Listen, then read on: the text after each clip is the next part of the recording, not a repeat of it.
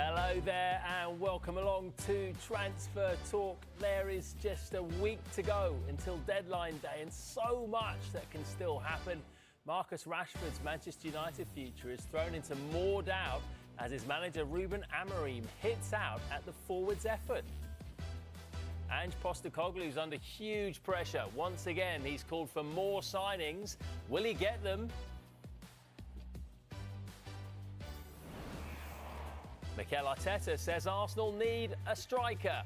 We'll look at potential options for them.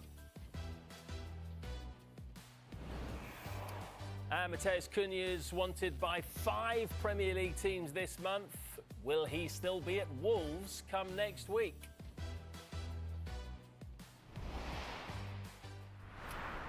Very good afternoon to all of you at home and, of course, to Flex, to Daniel Kahn, to Molly Stevens once again, and the oracle of all things European football, Kevin Hatchard. He's always here on a Monday afternoon.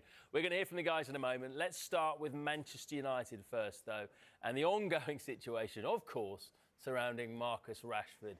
The forward has not been in a Premier League matchday squad for nearly 2 months now, and last night Amorim was scathing about the level of his efforts, claiming he would rather put the club's 63-year-old goalkeeper coach on the bench rather than the forward. It's always the same reason. So the reason is the training, the way I see what a footballer should do in training, in life, and is every day. So if things don't change, I will not change. It's the same situation for every player. If you do the maximum, if you do the right things, we can use every player. Today, on the bench, we miss a little bit like pace to go, to change the game, to move some pieces, but I prefer like that. I will put Vital before I put a player that don't give the maximum every day. So I will not change in that department. Interesting. Right, let's get more of this right now. We can speak live to our senior reporter, Melissa Reddy. Hi, Melissa. We just played those comments and they were pretty damning, weren't they, of Marcus Rashford. Is there any way back for him now, do you think? Yeah, Ruben Amorim loves a zinger line, and he's delivered again there by saying he'd rather play his 63-year-old goalkeeping coach than a player who doesn't give their maximum. And while that was quite strong from Manchester United's head coach, it's actually not a surprise to me, because when you're in and around the club, you know the reality of Rashford's application versus all the PR spin that's put out that he's desperate to give his all for the club. He's doing extra sessions. He's not driving this move away. He wants to stay and fight for his place. Actions speak louder than words. And the fact that he's not played for 11 games since being dropped for the Manchester derby just tells you that Amorim is not convinced over his behavior and his professionalism. And so if Rashford has to stay at the close of this window, which is a very big possibility because Barcelona, the option he wants and pretty much the only one left, they've actually not engaged United formally about taking Rashford on loan. They're struggling to offload players and create any kind of salary space. Their wage bill is increasing with contract renewals. And Hansi Flick seems to be very happy with the options he has. He's not putting any pressure for new signings. He has been quite open in stating his commitment is to those who he already has. He wants to make sure that he gets the players signed on, that everybody's happy that's there. So if Rashford stays, the onus is really on him to change his behavior, to change his habits. And rather than the PR coming out about how much he loves the club, I think Amorim, the fans and everyone at United would actually like to see it in action. They'd like to see him giving his all. OK, so Rashford's future is very much still up in the air. How about Alejandro Garnacho? Because he continues to be played despite interest from Napoli and from Chelsea. Do Do you expect him to stay or leave? That's actually testament to Alejandro Garnacho's behavior and how he's responded to being dropped by Amorim for that Manchester derby, unlike how Rashford responded. Now, the thing about Garnacho is he's shown a willingness to listen and to implement Amorim's demands. And game by game, we can see him actually adjusting to the system and how he would fit in.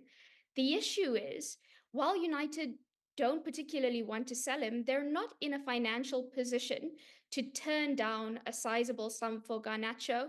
And Napoli and Chelsea are very strongly interested. Now, Napoli more concrete in wanting him because they've actually had discussions with United about signing him. There's a 10 million euro gap in valuation between the clubs. Napoli don't want to go above 55 million euros, and United want 65 million euros for him. Now, the other issue Napoli have is the alternative target, Karim Adeyemi. He doesn't want to leave Borussia Dortmund in the winter window. He only wants a summer move.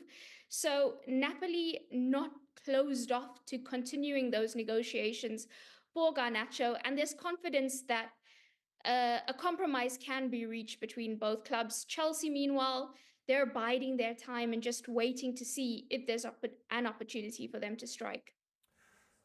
We often talk, don't we, about the domino effect in the transfer window. So this potential Garnacho departure, what impact could that have on further incomings at Manchester United?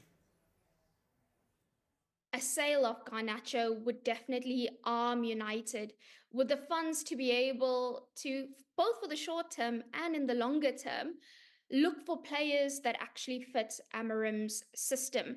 Now, we also know that throughout the window, United have been looking at attacking options in the case of departures. They've already seen Anthony go. Rashford's future is up in the air. If Garnacho leaves, they definitely have to bring in a forward because they'll be left quite short offensively. Now they've looked at Randall Kolo Muane, who Juventus ended up signing. There's loan interest in Christopher Nkunku from Chelsea. So if Chelsea happen to actually negotiate with United for Garnacho, it'll be interesting to see if that further develops. I know they've been looking at and making a number of checks in and around Europe for a forward. So if Garnacho goes, they will have the funds to do that. And there's a bunch of things that's been put into place now. What I'm told, though, is left wing back. That position United have wanted to strengthen regardless what happens elsewhere. It's been their pivotal position in this window and the primary problem they want to solve.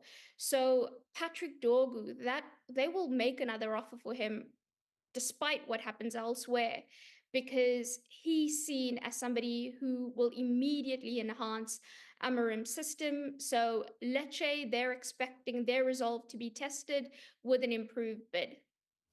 Great stuff. Thank you very much, Melissa. OK, right, let's get straight into it, shall we, guys? Because we have picked 7 players here, 7 days left in the window, 7 players to look out for who could be on the move, could be staying in those 7 days. Let's start, I guess, obviously, with Rashford and Garnacho, both of the Manchester United players. How do you expect this to play out? Do you think there's a strong chance they could both still be at the club at the end of this window? I think if you start with Garnacho, what Melissa was saying about Adeyemi, Napoli's alternative target, that tracks with what I've been told in the last few days, which is not just that he's not keen on leaving Dortmund in this window, but also he wants to pursue a move to England. He wants to come to the Premier League, so he's not mad keen on going to Napoli. Obviously, if Napoli table quite a big bid that Dortmund feel they could strengthen the squad with, there might be a bit of pressure there. But at the moment, he doesn't want to go in this window. So that means that Napoli, who do want to strengthen that left-hand side, now that Kvaratskhelia has gone to PSG, he's certainly a player, Garnacho, they're keen on and want to bring in. With Rashford, it's much more complex. If you look at the clubs he's been linked with, Milan, as soon as they knew they could get Kyle Walker, ditched that idea and went for Walker. They knew they couldn't sign both because of Brexit-based regulations. Barcelona, again, what Melissa was saying absolutely tracks with what Hansi Flick has said. Eric Garcia was linked with Como, but he's been playing and playing well. Ansu Fati wants to stay, wants to fight for his place. If you can't get those guys off the wage bill, how are you going to have the space to bring in Rashford? It's gone pretty quiet with the Borussia Dortmund angle as well. So it's looking more and more tricky for him. So are you saying, just from that, you think Garnacho is more likely to move than Rashford this window? I think so, because I think there is more of an appetite maybe in terms of doing a permanent deal. There are clubs that have that need to bring in somebody like that, and he's somebody that you can build with. You know, if Garnacho comes in, does well, he could be a Napoli player, for example, for the next 3, 4, 5 years. With Rashford, the variables don't always stack up, I don't think. Right, so I kind of touched on it there, Dan, about Garnacho maybe being the first domino to fall and then an effect after that. If Garnacho does end up leaving Manchester United, they have some funds. Christopher Nkunku, interestingly, from Chelsea, has been linked with Manchester United. Now, you've been telling us that, you know, you saw this ages ago. You've been on our WhatsApp group. You've been sending videos. I had the idea I before called this anyone ages else. ago. It's like Nostradamus. No, well done. You did call it. Man United do need more attacking threat. Is he the kind of player that can provide that? I think what Melissa was talking about, left wing back, for example, for Manchester United, is the same with those number 10 positions. I think for the next few transfer windows, we're going to be talking about Ruben Amorim's system and which players fit in the 10s, the wing back roles, and the 2 midfielders. Who's the right striker for that role? I think Christopher Nkunku is someone you automatically identify as, would they be interested in him 12, 18 months ago? Maybe not under Erik ten Hag, but actually an Amorim system, you could see him in one of those 10 positions. Now, we know he has been slightly suffering with injuries, especially last season, but I think the narrative maybe has to change slightly, because this year he hasn't been injured. He just hasn't played a lot of football for Chelsea. He's made 19 appearances in the Premier League, but he's only played more than 45 minutes in 3 of those appearances. So we don't really know how well he's recovered from last season because we've not seen him play. But if United, who we understand are more interested in a loan deal because Chelsea valued Nkunku for around £70 million, which is quite a lot of money considering they spent just over £50 million for him. I don't think United have that amount of money, so it would be a potential loan move, but I think it would make sense for both clubs. OK, let's get on to the next one. Man just behind me, Douglas Luiz. So a lot of Premier League fans will obviously be familiar with him. Manchester City have been linked with Douglas Luiz. They've had a busy January already, but could he be sort of missing part of a puzzle here for them when you look at where they are weak at the moment? I think he could be a really important addition for Manchester City in this window if they were to get that over the line, and a really good addition to a host of Premier League clubs. Douglas Luiz is a fantastic midfielder. You ask Aston Villa fans about, you know, the nature of his exit and the timing of his exit. They really didn't want him to leave. And you know, due to PSR issues, he did have to leave. He's only made 3 starts this year in Serie A for Juventus, and it hasn't gone according to plan for him. I think it was a big move that raised a lot of eyebrows, but you did expect him to go over there and do well. It hasn't worked out, but him coming back to the Premier League as a real big prospect, I'll be honest, there should be a host of clubs at the door to sign Douglas Luiz, especially if funds are low and you want to get him on loan to the end of the season. Yeah, will he be back? Douglas Luiz, probably not in an Aston Villa shirt, but you never know. They might come in. Right, Evan Ferguson. Again, another name we've been mentioning quite a bit. Fabian Herzler said earlier at the start of the window that we will probably decide whether he goes on loan towards the end of the window. We have reached that point now. Do you expect more than one team to throw their hat in the ring for him if he's available? Yes, and before I go on to who, actually, Fabian Herzler mentioned Evan Ferguson again before the Everton game, and he actually said, what you said there, we have to wait.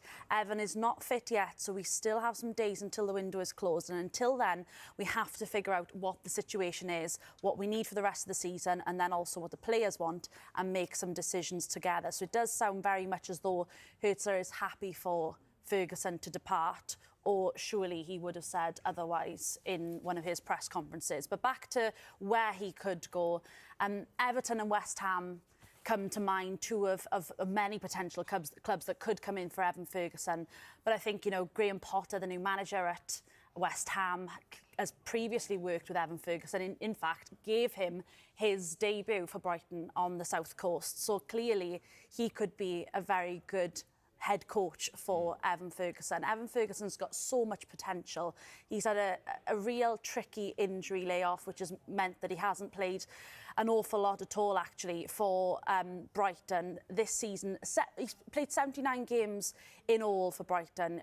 I'm slightly surprised that Brighton are so willing to let go of him, given that Enciso has gone to Ipswich. They then only have Danny Welbeck as the only recognised strikers. It seems a little odd on that front.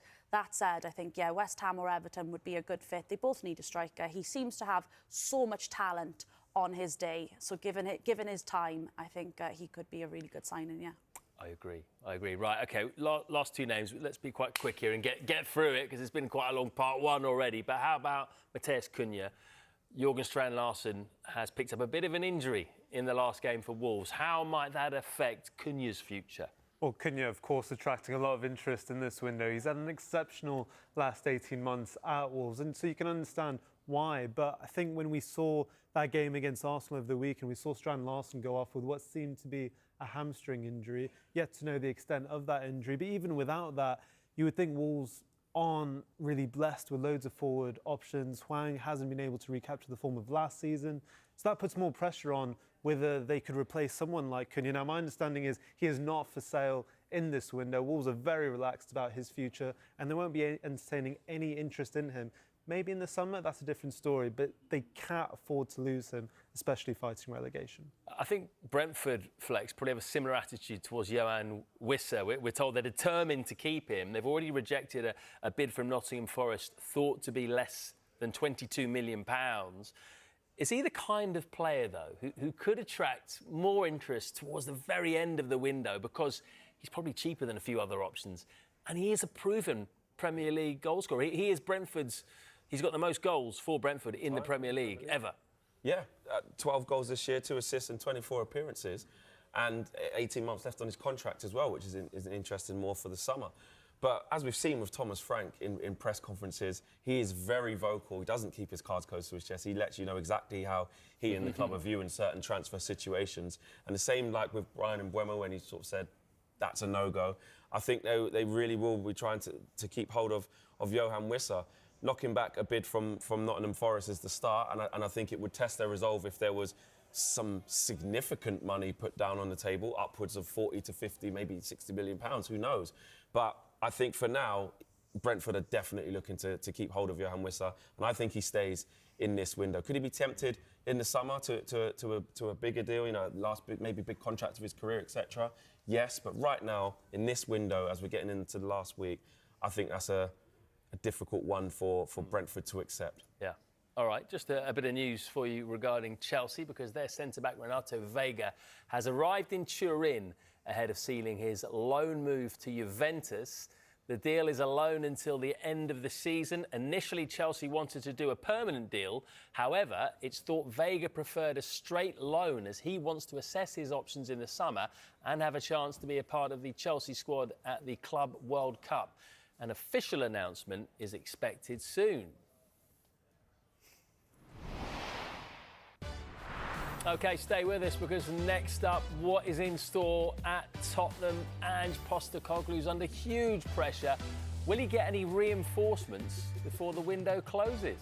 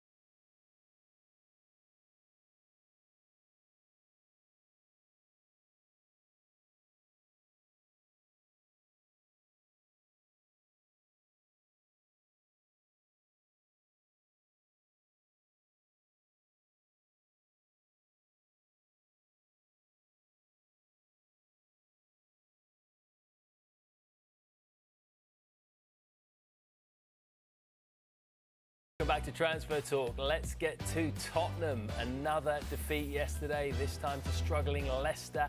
The pressure is mounting on the Tottenham manager, Ange Postecoglou. We can go live to the club's training ground right now and join our reporter, Paul Gilmore. Hello, Paul, once again. Ange has called for signings after the game, not for the first time either. Will his call be heard, though? Well, that is the big question. Matt, Tottenham working hard to bring in at least one signing before next week's deadline, and of course that would really help with the injury crisis that they've had in recent times, and missing a number of key players. Ange Postecoglou was again asked about possible incomings. Remember, they've this window only signed Tony Kinski, the goalkeeper, who has come in and helped because of Vicario's injury as well, of course. But this is what Ange Postecoglou said when asked again about transfers yesterday after the Leicester defeat.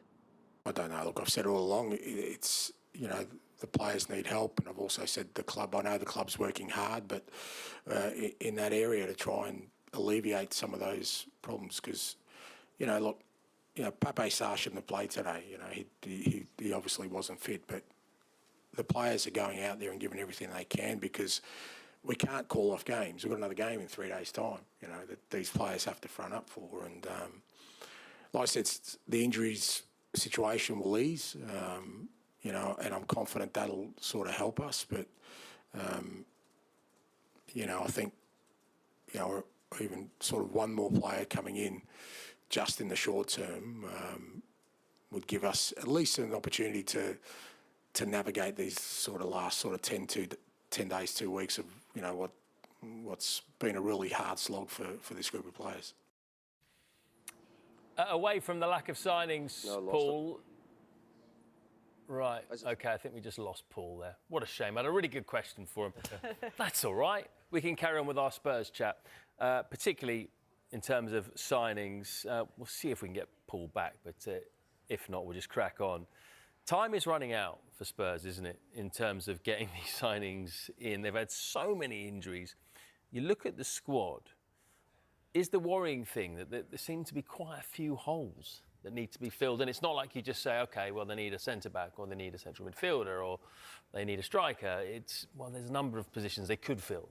Yeah, they've been really unfortunate in the way that they've had so many injuries at once. And I do think it's affected the confidence of some of the players they've got. So you look at a guy like Radu Dragusin, who in Italy had a good reputation as somebody that did the defensive basics incredibly well, had shown himself to be a consistent player at Serie A level. You look at what he did for Romania in the Euros. I thought he was excellent at the heart of that defence.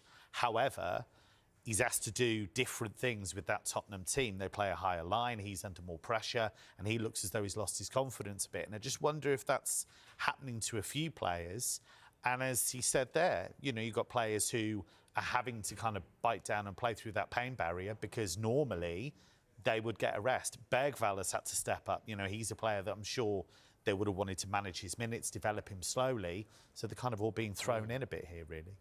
And as the last couple of months, Molly, shown that there's quite a big drop-off between the first 11 and the reserves. Is that something they've got to be very wary of, is to make sure that squad has the depth to cope when you have these really bad periods of injury? Well, they've had up to 11 out, you know, at one point. That is a lot. And in that 11 was a lot of experience. You've only got to look at yesterday's game against Leicester to see just how much they're missing that strength in depth. They couldn't even field a full bench. That is so concerning if you're a Spurs fan. And particularly now looking at the next couple of weeks and months, where silverware is on the table should they wish to go and get it, but should they have the strength in depth to be able to go and get it? Just looking at their next 3 fixtures here. 30th of January, just 3 days away, their Europa League game against Elfsborg. Then the 2nd of February, their Premier League match against Brentford. 6th of February, EFL Cup second leg against Liverpool, albeit they've got a 1-0 lead going into that one. But that is where that silverware will be either won or lost. If they don't get players in sharpish, then there is no chance for Ange Postecoglou. He needs the support around him, clearly, when there is no reinforcements there on the bench or in a wider squad. They're very young players. He needs experience. He's already said that he feels that the team are doing all they can at the moment. But as far as the frustration around Daniel Levy is concerned when it comes to the Tottenham fans, large portion of that is because of the fact that Ange Postecoglou maybe hasn't got the support that he needs or has needed. Yes, okay, months that have gone by have already been the warning signs that they needed to bring bodies in. This window's been open 3.5 weeks already. So where are those bodies? Getting late, yeah. The tricky thing as well is that if you've got a guy who's kind of a project coach, he's got a very specific way of playing, you're presumably going out there to get players to fit his system. That's what he's called for. The reason they're in this trouble is because they don't have enough players who can slot into that system. But what happens if the pressure becomes unbearable and you bring 1 or 2 signings in that are supposed to fit his system, and then you have to make a change? So it's really interesting, this. They've kind of got to make a decision. Are we going to stick this out, take all the pressure, but stick with Postecoglou because we need to build up that squad with more players who can play his football? Right, go on, give us a couple of names, Kevin, you know, around Europe. Is there anyone that, you know, if you were in charge of Tottenham, you'd be thinking, OK, I think that player can improve our squad for the rest of the season? Well, the first thing in midfield, you talked about, you know, midfield. You know, you look at, not necessarily Douglas Luiz would be that fit, but you're looking at options like that. You know, you're looking at experienced players, maybe who've played in the Premier League, but maybe who would have that ability on the ball to play in his system. Now, in terms of the running and the energy, that's a bit different. He's maybe not that perfect fit, but that's the type of player in terms of somebody who's available on a loan who you could bring in and could make a short-term difference. In terms of forwards being linked with the club, Evan Gesson, who's a player at Nice, who's a terrific player, I think, that would be a fair bit of outlay in terms of money, but he's got loads of energy, can play in wide areas, can play through the middle, presses fairly well. That's the kind of signing I think could excite people in the short term, but there's a guy who can fill multiple positions. So I just think a bit of imagination in the window like that maybe could make a big difference. Yeah, Spurs, it does sound like they do need to make some signings in the last few days just to help Ange Postecoglou out. Leicester, we can bring some news from Leicester City right now because the midfielder Hamza Chowdhury will undergo a medical at Sheffield United today. The deal is a loan until the end of the season with an option to buy as well.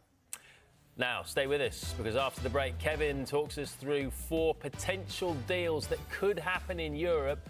One of those may well involve Manchester City youngster.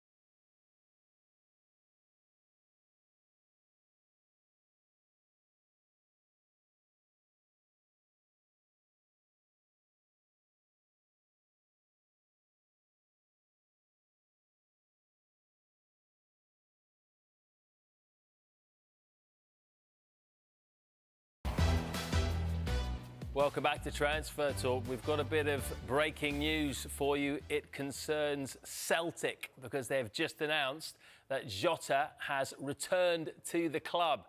The Portuguese winger has signed a 5.5-year contract subject to international clearance, which will see him remain at the club until June 2030. The fee is £8 million for the 25-year-old, and he joins from the French side Rennes, where he spent the past 6 months following time in Saudi Arabia with Al Ittihad. So Jota going back to Celtic. Going to talk about these 4 players now that Kevin Hatchard thinks could well be on the move, who are attracting interest from clubs around Europe. We'll start with James McAtee because Bayer Leverkusen are pushing to sign the Manchester City player. The German club are thought to want to take him on loan and include a £21 million option to buy him permanently. However, major doubt has been cast on their ability to loan him, given that Man City have filled 6 loaning out slots in accordance with FIFA rules. City are yet to receive an offer, though, as of yet. Right, McAtee, why do Leverkusen want him? And do you expect there to be a concrete offer coming in? I think there will be, because I think he's the kind of guy that has the football intelligence to fit in Xabi Alonso's system. And they really need somebody who can drive from midfield or play slightly wider, just has that movement, that intelligence, because Martin Terrier, who they brought in from French football in the summer, he's been a bit hit and miss, but has started to play well, but he's out for the rest of the season now with a serious injury that he picked up against Borussia Mönchengladbach. So they really do need somebody in that area. They're going to have a lot of games in the German Cup, in the Champions League, fighting for the title again in Germany. He is a player they're clearly keen on because this link's been around for weeks. Right. How about this guy, Jamie Gittens? He's having a breakout season for Borussia Dortmund. Bayern Munich, of course, are interested, as they often are, in a lot of Dortmund star players. Is it likely he will end up at Bayern, or could a Premier League club come in and nab him? I think it's probably one for summer, unless there's an enormous offer. He's on a long contract with Dortmund, and they're very careful generally about their release clauses. They don't tend to let players go on the cheap. Manchester United know that about Jadon Sancho. So he is a player that's attracting loads of interest. Bayern very, very keen. He has been exceptional this season, their best player, I would say, by quite a distance, in double figures in terms of goals scored. He's starting to get double team now. He's starting to get a lot of attention in games, and he's still finding a way to affect matches. Still in his early 20s, still with a huge amount of potential to grow. Well, if he does leave, then possibly the man on the end there, Kevin Schade, could he be going the other way? Could he be going to Dortmund? Because he's on the radar, we're hearing, of Napoli and of Borussia Dortmund. It seems that Brentford, they may have to fight off a few suitors for not just one of their forwards, but 2 or 3 maybe, with Mbeumo and Wissa as well, of interest to people. He's a player that I think has made a really big leap this season. It was quite interesting when Brentford made the move for him. There was an acknowledgement that there was a lot of talent there, lots and lots of pace, as we know, really dynamic player, but he's made that leap forward. Dortmund very, very interested, but we talked about Karim Adeyemi earlier on. They've sold Daniel Marlon to Villa. If they could sell Adeyemi as well, if he was to acquiesce and make that move maybe to Napoli for big money, then they've got a pot that they could go to Brentford with for Schade. So that's something they're keen to do, but is it realistic? That's a different question. And finally, Leicester fans, Wilfred Ndidi, he's injured at the moment. He hasn't played since December, but there is some interest in him.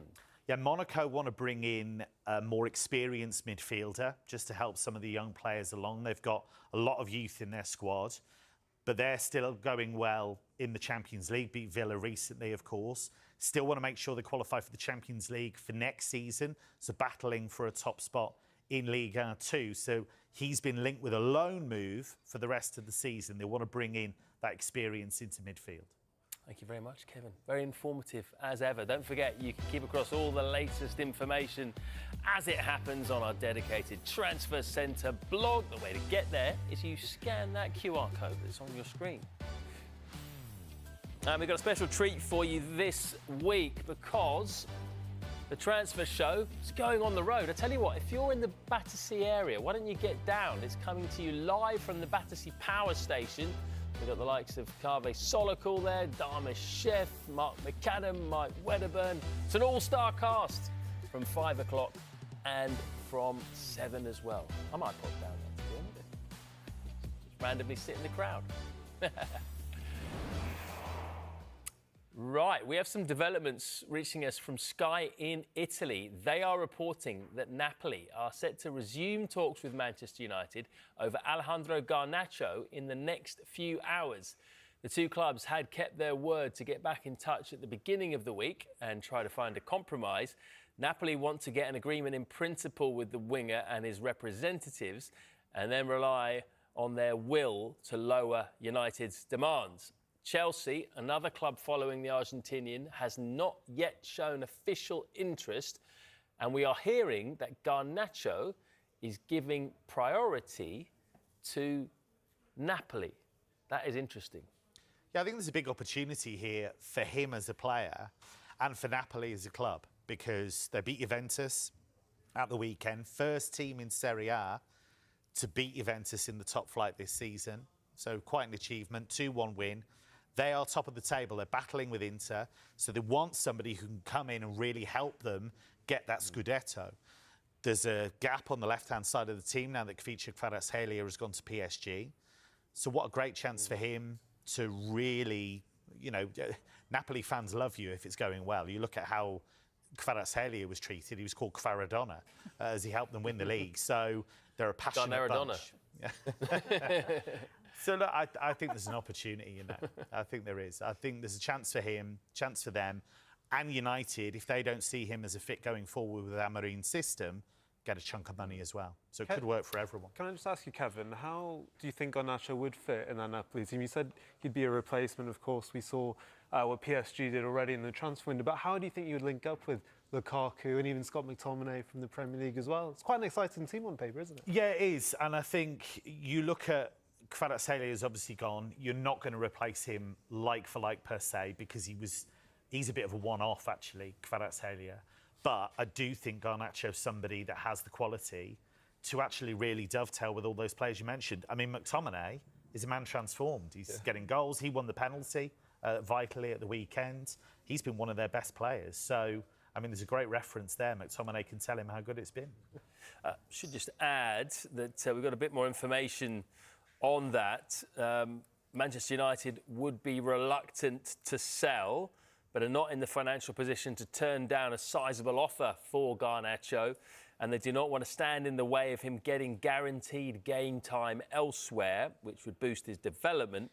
It's believed a compromise of £50 million could see a deal done with Napoli, and we should also add that Garnacho was thought to have been professional, applied himself excellently, and has shown the willingness to listen to Ruben Amorim and improve under him. And you can see that, and that's what was talking about in the show this morning, that, again, when I've been in the stadium since this sort of news has gathered information and gathered steam, it doesn't feel like Garnacho's on his way out of the door through any fault of his own. It's very interesting to hear that last line there, Matt, because it is about the finances.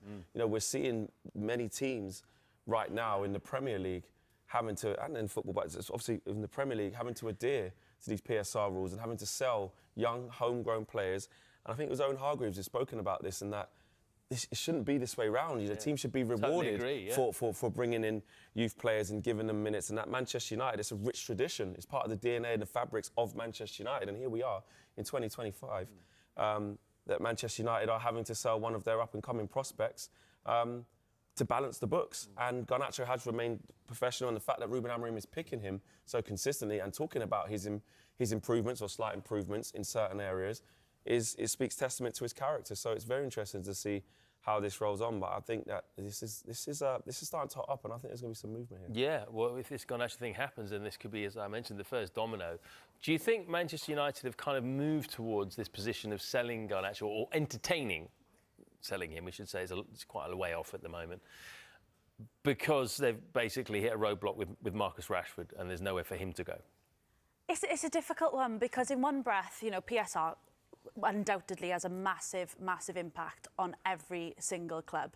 The way in which they run themselves, you know, it's not just about what happens on the pitch, it's about what happens in the accountancy room behind the scenes as well. It's all absolutely pivotal, whether or not offloading a player where they can get 100% profit like Garnacho will help them bring in a Patrick Dorgu or at least up their offer to Lecce for Patrick Dorgu, for example. Maybe that would help them out there. What's also interesting is back to what you said there, Flex, actually, about Garnacho and the way he's adapted to Ruben Amorim and the way he wants to play. There's a clear difference here, isn't there, where two players are being linked with moves, Rashford and Garnacho. Rashford out of the squad altogether, Garnacho starting the games. You know, clearly Amorim is impressed by Garnacho, is impressed by his application, the way in which he's responded to him in training, the way in which he could fit if he were to be needed, if things didn't materialise elsewhere. It's a massive miss for Manchester United. He could be a real player for the future. And it's just a culmination of the mismanagement of Manchester United over the past decade. That essentially, I mean, fans can have their opinion and think it's a terrible situation or deal to let go of Garnacho. Other fans, we heard Paul Merson have his opinion, and he said, you know, that he thinks that's the right move, in words to that effect, as Mercer also always does. But essentially, regardless of how you think this is a good deal for the player or the club, the reason why this has happened is because Manchester United has been mismanaged and Manchester United has been put into a position over many years whereby it's now about balancing the books. Manchester United should be a team that is holding on to a player like Garnacho. Now, listen, if Ruben Amorim also says, I think I can get a different type of player for what I'm trying to do, I can get a more ready-made replacement. For example, if that player was Christopher Nkunku in terms of his suitability to the system and the style of football in which he wants to play, fine.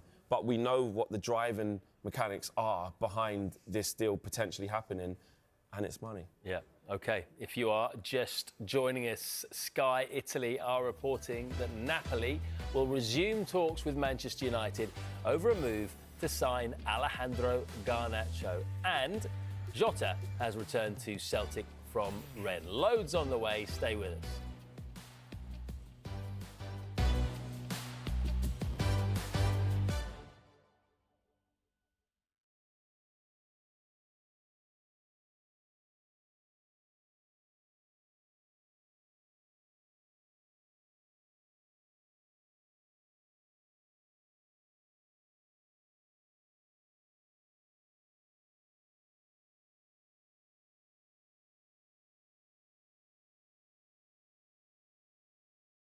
Me, 1, 2, 3, 4, 5. I wouldn't 6, necessarily 7, 8, then go 9, and spend it on Nkunku, but I would spend it on someone 1, 2, that I 3, think 4, 5, would 6, be 7, 8, 9, 10. better. Testing stick mics. This is External stick of Battersea Power Station. Hello. 1, 2, 1, 2, 2, 2. Yep.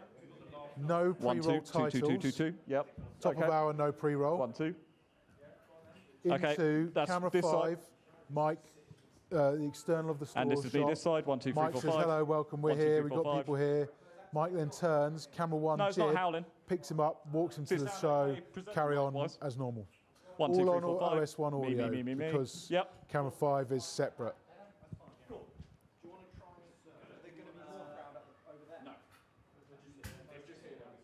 No. Top is a VT. Then you do the titles as normal, but you need to code them as no pre-roll titles. I think that was all right. Polly knows, she did it the weekend. Right, okay, yeah, sorry. With you.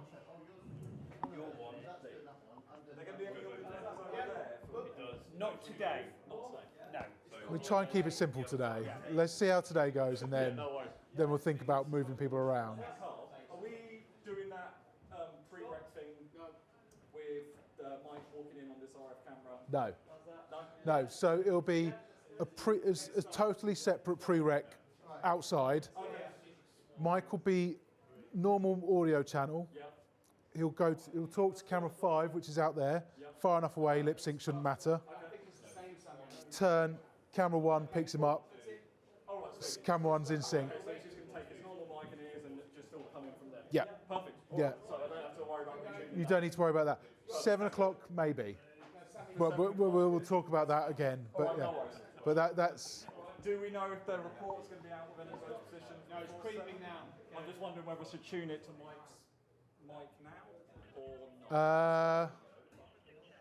The reporter will be Coops. Are you planning to do anything with Mark pre-show, pre-5 o'clock with people, whatnot? For anything? With our camera? Which one?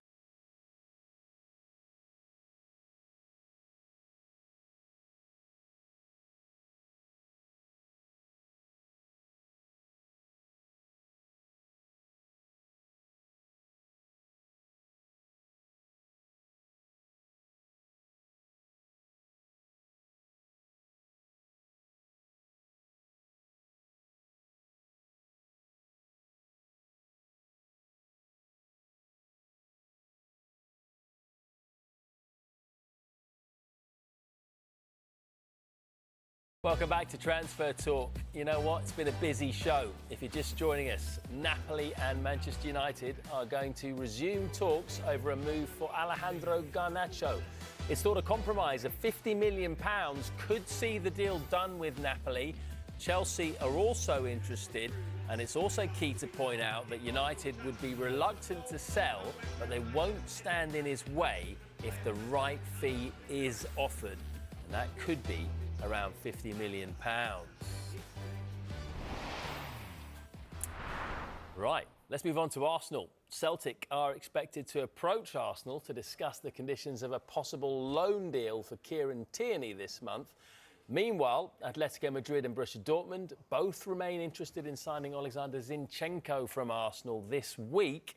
Arsenal would look at offers given he only has 18 months left on his contract. And Dan, that could be key, couldn't it? Zinchenko has been an important player for Arsenal, particularly when he first arrived from Manchester City. He was a big part of the improvement, but he's slipped behind in the pecking order. He's probably the third choice left back as it stands.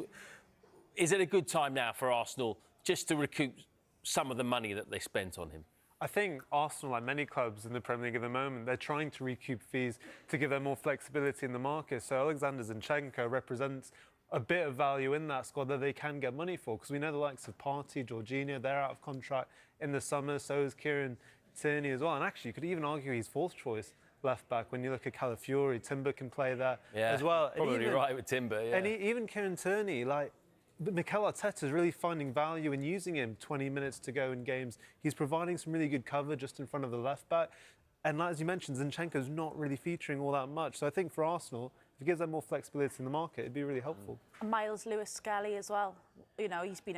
So maybe fifth choice? Oh, yeah, well... Well, Tommy Asu, yeah. I mean, he could...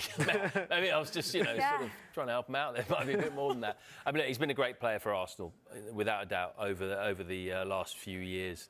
Right, in terms of a striker, though, the big question for most Arsenal fans is what's going on with the striker search? Do you think Arsenal will be able to get one of their main targets in January, or are they going to have to wait until the summer, which won't please the fans? They're really difficult deals to do in this window. If you look, for example, at Benjamin Šeško at Leipzig, he's a name that's been linked with Arsenal again and again and again. And there must be a reason for that. That interest is clearly there. But if you look at Leipzig historically, those big deals, they don't tend to do in January. What they do is they agree a new contract with the player, and then there's usually a gentleman's agreement in there somewhere that do one more season with us, and then the following summer we can do something at a reasonable fee that won't trap you at the club. So everybody wins. Leipzig get their money, they've developed a player, the buying club gets their player, and they get to move on to what they feel is the next level. He's been brilliant this season for Leipzig, but they cannot afford to let him go in this window. They're not guaranteed to qualify for the Champions League. They're already out of this season's Champions League, and they're still pushing for the DFB Pokal, which is the German Cup. Why would you let one of your top-line strikers go in this window when you know he'll still retain his value for the summer? Well, then who else is there? I mean, he would be right up there. Cunha, different type of player. Vlahovic. That's an interesting one because he's expensive for Juventus in terms of his wages. that it isn't a perfect fit, Vlahovic and Thiago Motta. There is a feeling that he would like a different type of striker going forward. So that's potentially an option. OK, all right. We'll keep an eye on it, for sure. Kev, thank you very much. Always a pleasure. Thank you, Molly. Thank you, Flex. And thank you, Dan, as well. Good morning, Transfers. We'll be back tomorrow. Different lineup, but same time, 9 a.m. here on Sky Sports News. Transfer Talk back tomorrow as well. It's an hour earlier, though, midday. There's no Ref Watch. And we've got a special treat for you with the transfer shows as well. They're coming from the Battersea Power Station, 5 o'clock and 7 o'clock tonight. But coming up, it is Sports Desk. More on Alejandro Garnacho next. Could he be moving to Napoli? Rob